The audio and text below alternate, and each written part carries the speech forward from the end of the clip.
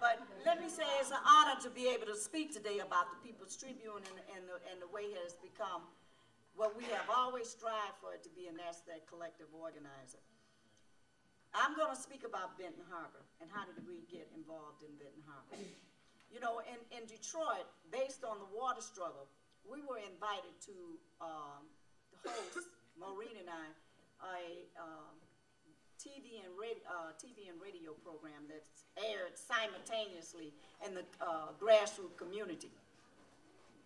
And on that same program, someone had found out about Benton Harbor, and we got involved and started calling in that morning too, and we got involved with Benton Harbor and told Reverend Pigney, hey, we hear about the struggle in Benton Harbor, and we're going to come up there and find out what's going on, because they'd had a rebellion in Benton Harbor prior to that, and the governor had sent a bunch of folks over there talking about what all they were going to do. Well, what they did was ended up uniting with the faith-based organizations and left Reverend Pigney and all the rest of them out, you know, because the governor is behind supporting Whirlpool to be able to do their expansion right there in Benton Harbor and get the harbor front and turn it into some recreation facilities for the people that, you know, they have designed, what they have plans around. Well, Reverend Pigney and Banco is a thorn in their side. I was glad that we went up there and did some picketing and what have you. But the only thing, you know, welfare rights could go up there and do that, but we wanted to introduce him to something else, and that was the organ of the People's Tribune. And so I called up here, and I was so proud of my comrades that rushed down there and began to show him not only the People's Tribune, but the idea we all began to show him not only what it is all about, but that we all should be able to expose not only him, but the situation there in Benton Harbor. Benton Harbor, to me, looks like the South when I was growing up. Benton Harbor is an area that has 94% blacks, and about 90% of them are unemployed. My statistics might be off, but you know, you always have the People's Tribune to get you straight on it, all right?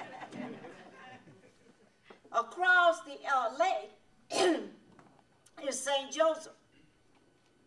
St. Joseph is mainly Anglo-Americans. It's all white. Very affluent. And the unemployment is real less. It's like, that's allergy, babe, but thank you. The unemployment is real low.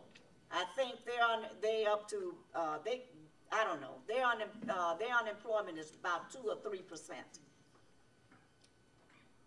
This organization and what they were doing was exposing this, and it's been only through the People's Tribune that we've been able to expose this not only in Benton Harbor, but throughout Michigan. Well, look at here, I'm getting water from everywhere. I'm going to take all this back to Michigan. Take all this water back to Michigan. But it was through that through the People's Tribune, through us being able to contact other folks as they read these articles, that particular struggle has been exposed. And it's through that you are able to see that, look, Benton Harbor is a hard nail to crack because the fear is so thick there.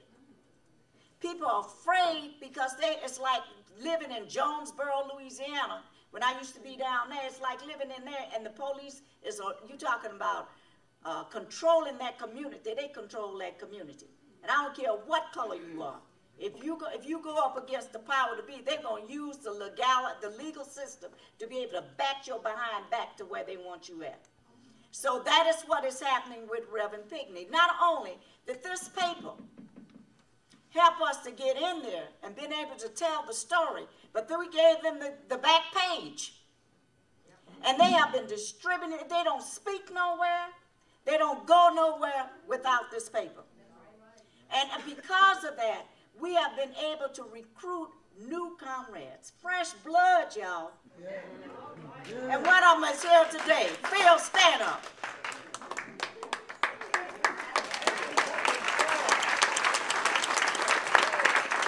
Fresh blood in the sense that we didn't know each other than what we done been in the PT, and this man is good on writing papers and stuff.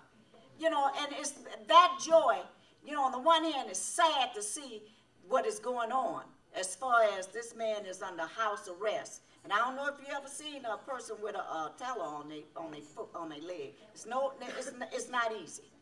But at the same time, the joy in this man's enthusiasm, you know, you be sad, but he lifts you up. He knows, he said, I might have to go to prison. So what? We're going to expose this situation here. And, you know, it's been through, his wife, all of them, the people around there know the PT. In fact, he got into a side struggle with the courthouse because they didn't want to bring the PT in there no more. I said, hey, one fight at a time, my God. But, you know, they didn't want the PT in there. He wanted to sue them. But I'm saying this paper have helped us to organize throughout Michigan and connected us on a national level as far as what has been happening. And one other thing, I have appreciated the work between, all of us have, between Chicago and Detroit. Because of the mere fact that because of this fight, we have started not only that, and I'm saying this PT to help us do this, is a committee on the state level. We haven't had that in years. In fact, I don't know the last time we had one. But it's been through these connections that the paper have helped to organize, that we have new people that are sitting on that state committee helping us to take the struggle forward. So I want to say thanks to the comrade, to the PT staff, which is only a reflection of all of us, but to the work that has been done. And you cannot carry enough papers to Benton Harbor, because every time you go there, you can't get none because they didn't pass them out, you know. And that's a good thing. And one thing Maureen didn't mention, I know in our office, you put the PT out there, the next day it's gone. So, you know, we got to appreciate the tools that we have. We all have problems of what kind of, we got to get a plan to make sure that our tools even go further. And I have one last thing, and I know I run my mouth a lot. That's too bad. And that is the work of the Rally Comrade. The Rally Comrade is the organ that, you know, it's one thing to report the work from the front. But once you report the work from the front, people want to know what that means politically and theoretically, and that Rally Comrade sets us aside from a lot of stuff that other organizations that are out here. You know, and I'm saying that we got to use these tools. And if we don't use them, sorry for y'all, but we're going to use them. And we're going to march forward. Thank you.